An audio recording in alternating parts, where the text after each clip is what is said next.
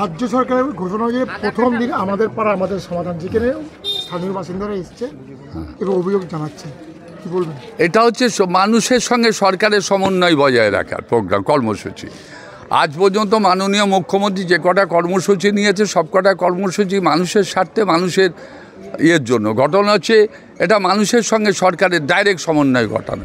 তোমার পাড়ায় তোমার কোন রাস্তাটা হওয়া দরকার, তোমার পাড়ায় কোন অঙ্গনবাড়ির স্কুলে ছাদ দিয়ে জল পড়ে, এই পার বুথ 3টে করে বুথ একসঙ্গে মাননীয় মুখ্যমন্ত্রী করে দিয়েছেন।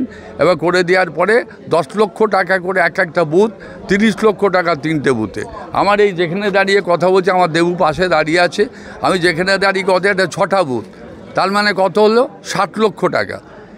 এই লক্ষ টাকাটা যেখানে যার ভাবে প্রয়োজন জনগণের সঙ্গে যোগাযোগ করবে। এখানে কোনো রাজনৈতিক প্রভাব, কোনো জনপ্রতিনিধির প্রভাব কিচ্ছু ঘটবে না। জনগণ ডাইরেক্ট এসে বলবে এখানে লোক বসে আছে, প্রত্যেকটা দপ্তরের লোক বসে আছে, তারা এসে বলবে যে এই রাস্তাটা হলে ভালো হয়, অমুক অঙ্গনবাড়ির স্কুলে মাথার ছাদ দিয়ে জল পড়ছে, ওটা করে দিলে ভালো হয়। এটা মাননীয় মুখ্যমন্ত্রীর ঘোষিত কর্মসূচি। বলুন,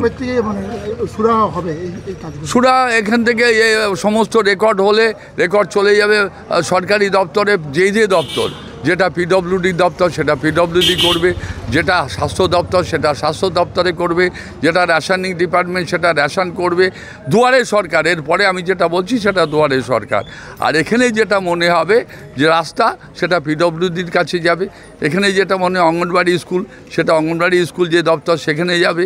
আমাদের যে কোনো দপ্তরের কাজ আমরা এখান থেকে বসে, আমাদের পৌরসভার সমস্ত স্টাফেরা রয়েছে, সরকারি স্টাফেরা রয়েছে, এটার এস্টিমেট হবে, ভেটিং হবে, সরকারের কাছে যাবে এবং দ্রুত এই কাজগুলো যাতে ইমপ্লিমেন্ট হয় সেটা করবে। মানুষের সাথে, মানুষের পাশে মমতা বন্দ্যোপাধ্যায় সরকার।